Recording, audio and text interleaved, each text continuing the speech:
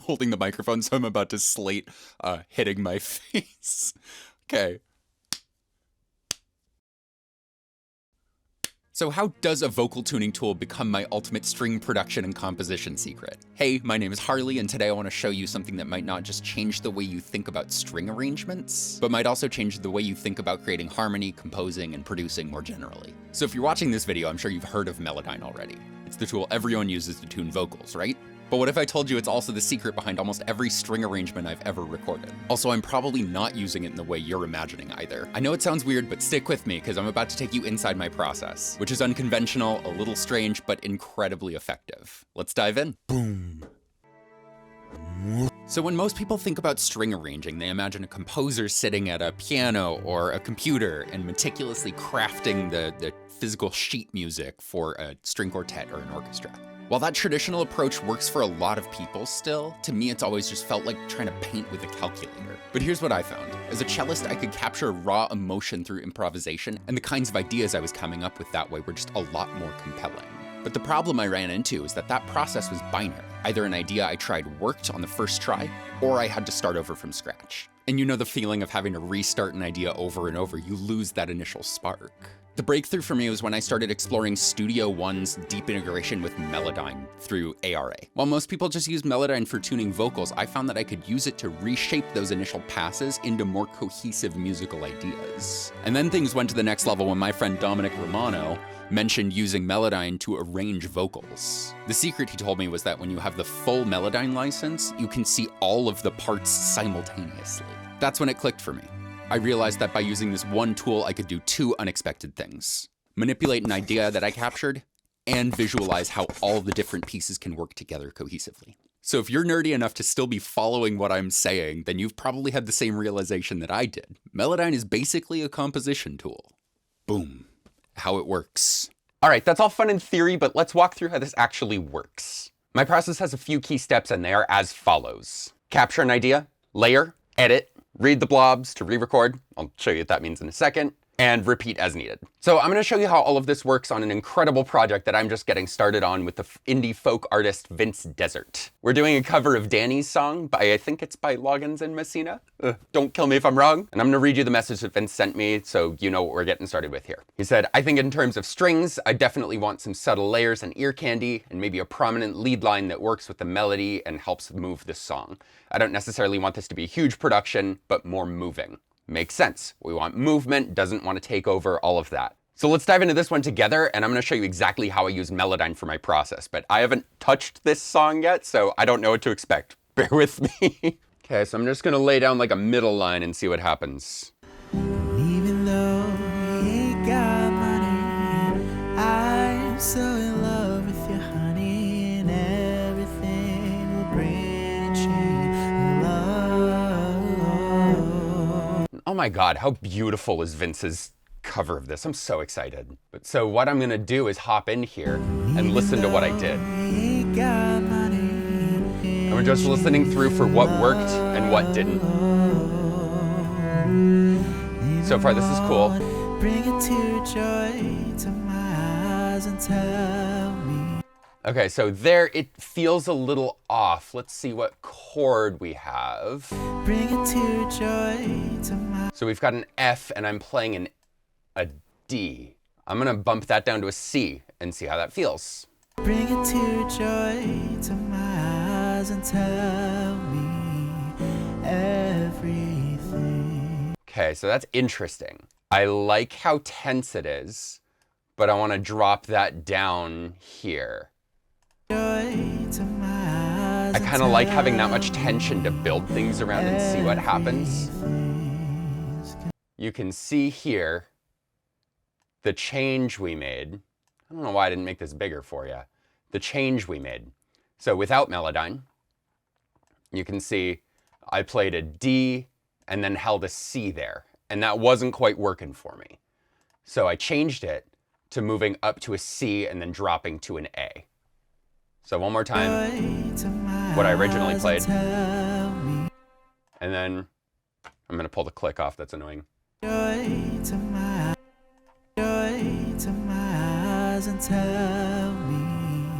we changed it to that C, dropping down to an A.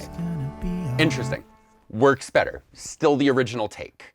It's gonna kind of sounds like garbage because of the wonky Melodyne stuff. Now what I want to do is go in and find a harmony.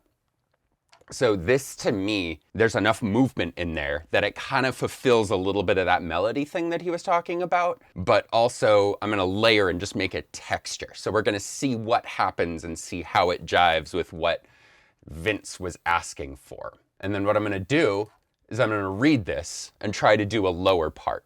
So I can see what notes I played here in Melodyne. And I'm gonna try to just harmonize with what I hear and what I see. Okay. See what happens. I'm so in love with you, honey, and everything will bring you love in the morning. So there were a couple moments that popped out to me. Most of that worked, but I'm getting ahead of myself. Instantiate Melodyne on that second one. And then here's the beauty of Melodyne Studio. Boom, I'm looking at all of it together. So you can see how I tried to do a lot of parallel movement in here. And then this moment is where I really backed myself into a corner. If we solo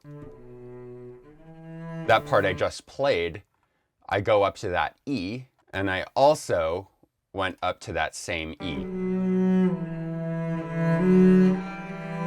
Don't know if I necessarily will like that unison moment, but let's give it a shot and let's see how it works.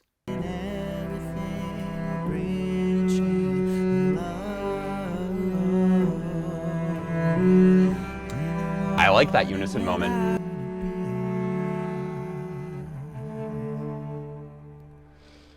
So at the end there, I wanted to have a change, but I don't actually like that anymore. So this is where Melodyne gets crazy. This is gonna sound awful. But this is just for me to read and for me to hear stuff in context. So what I'm gonna do is go in, since these were rough passes where I'm just trying to get ideas down, I'm just gonna tune those pretty hard to make sure they cooperate. What I wanna do is fill out the triad. I've got 2 notes in most places, and I wanna figure out getting that third note in there. So I'm gonna play a higher line, and then we're gonna manipulate it to see where we can take it. So, time for part 3. So I have an E and a G in here. So, and that's a C chord. So I need a C. So I'm gonna choose my starting point. We'll do middle C. And let's see what happens. Even though we ain't got money, I'm so in love with you, honey, and everything will bring you love in the morning when Interesting. There were a few moments where I heard myself doubling a part that was already there. So those are the moments we're gonna listen for and find where we can fill out that chord. And maybe this part does do some doubling. This moment in particular. Kind of cool that those parts are the same. I'm gonna mute what Vince sent me. So everything's playing an E there. That was an accident, but I kind of love those moments where an arrangement collapses. Really focuses right there. So we'll see if that works. I might keep that for now. I'm so in love with you, honey, and So this second chord, I've got a D chord, and I've got a D, F sharp, D. So even though we ain't got money, so I can try making that an A. even though we ain't got money, I kind of like that. I kind of like it the other way. We're gonna leave it as original for now. I'll double that D. What I didn't like for sure is how it hops up. Those 2 G's really bother me. The sweep up is beautiful, so we'll keep it in that next section. But I've got, that is a G chord. okay, okay. So that sweep is still beautiful. It'll be more beautiful when it's played and not edited in, but you get the idea. We're scratching this out. So, I like that. That right there doesn't quite feel right to me. So that's a C chord, and I've got 2 E's in there. So that's 2 of the thirds. So I've got a C, E. I'd like a G. So let me see if going back up works.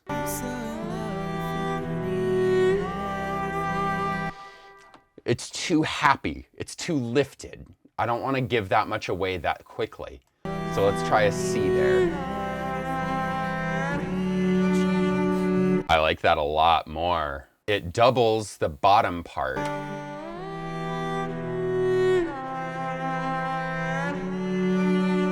But I don't mind it at all. I think we're onto something here.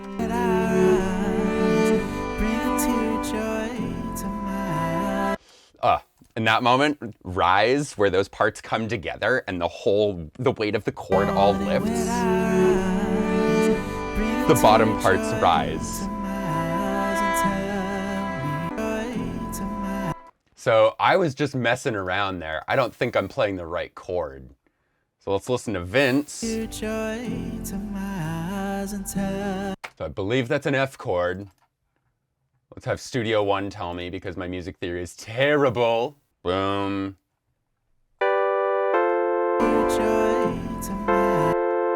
Okay. In the arrangement, the F chord moves down. Listen to this. So that step down, I feel like I'm really defying that with how this is moving up.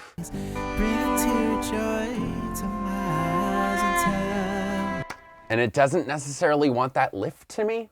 I don't know, you might think differently, but I want to see if I can kind of cut that lift out a little bit. So if I've got an F chord, F, A, C, got a G in here. Am I working with an F chord? See, this is me trying to do music theory. I'm very self-conscious now. Jared, cut this out. Cut this out. Make me look good.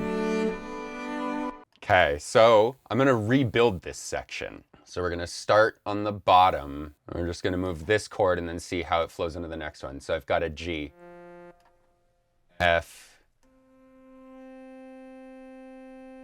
That C works for me, but I kind of want the top part to be C. So F will make you an A.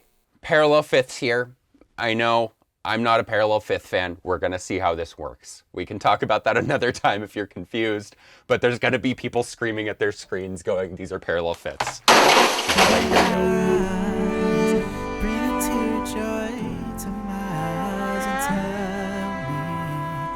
I like it. I think that's it for the moment.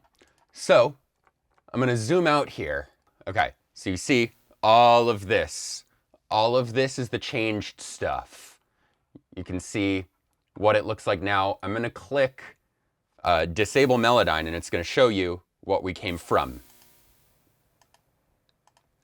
Differences, some parts are crazy, some parts aren't. But you can see how this is still all of the captured original ideas. But instead of having to start over and over and rework things, I was able to just manipulate them. So playing from the beginning, here's the original. Okay, and then here's what we changed it to.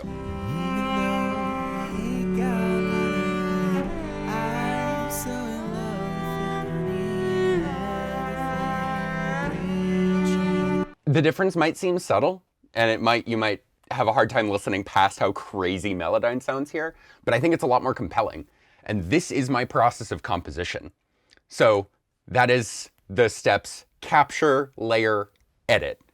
What I would then do next, everything you see on this screen here is mirrored on a screen right back here. And you know what? I don't want to hold out on you. Keep this, Jared, keep this. Everything you see here, that screen, I have mirrored at my recording position here. So when I hit play, we can see what's happening. And again, it's the same as up there. So that's how I go about re-recording. I am using this as my composition. This is my sheet music. I am going in and reading these blobs. I will pull that up on the screen. I can even see the dynamics. I can see that I'm crescendoing through here, that there's changes happening. I can see that there's a bow change right here. I've learned how to read all of these things, and I've learned how to edit them. Last thing I will mention is I like to know when something is all melodined and wonky, so I don't accidentally leave it in. But what I do is I turn all the clips red. Red means re-record for me. So when I go in and a clip is red and I start re-recording it, I do another take, you'll see that clip turns back to the original track color. In this case, it's green. Love Vince. Don't want to send him something that wonky. Repeat that whole process as necessary. Once everything's green, I will go back and listen and say, does this work? Does this do the thing to me that I need it to be doing? If not, I'll go back in, I'll keep tweaking, I'll keep editing, I'll keep layering or taking away, and then turn those clips red and change them and re-record them as needed. So in a nutshell, that's my process. I know it's weird, but it's pretty damn fun and effective. So why does this workflow work so well for me? I think it's because it's the best way I've found to bridge the gap between raw emotion and technical precision. When I can start out by capturing those lightning in a bottle moments, I can always make sure that I'm centering the emotion and the heart of the music. And when I'm using a tool like Melodyne, I know that I can reshape that raw emotion into something that technically fits the harmonic structure of the song. Over the years, I've leaned more and more into the things that make me, me. My studio, my workflow, my tools, they're all a reflection of how my brain works. I get excited by misusing tools, bending them to my will, and Melodyne is the perfect example of that to me. I've had other producers walk into my studio and just be absolutely baffled by the way I have things set up. But for me, this is so intuitive. This is all my process and my way of turning emotion into something tangible. And I think that's what makes my work unique.